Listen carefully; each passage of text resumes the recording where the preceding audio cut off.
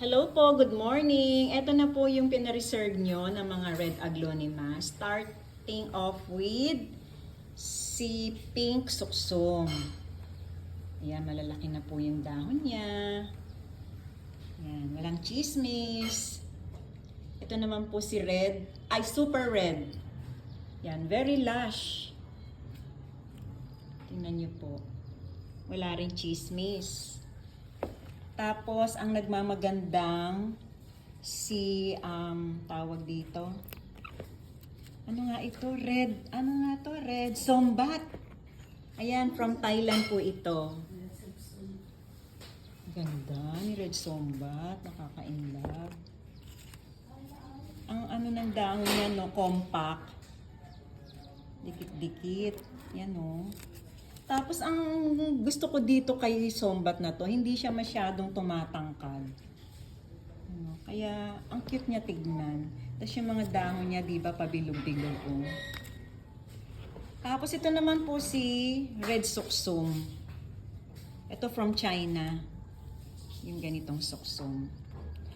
And this one po ay si Red Diamond. Isa pa to, hindi rin masyadong tumatangkad.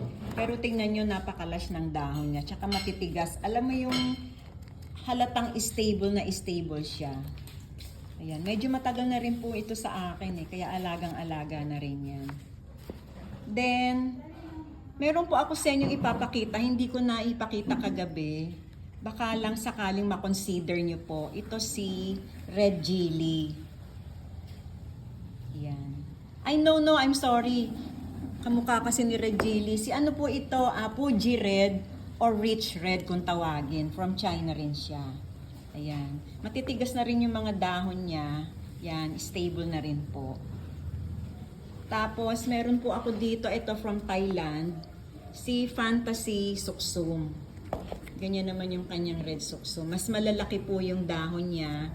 Tapos, may mga halong green sa edges.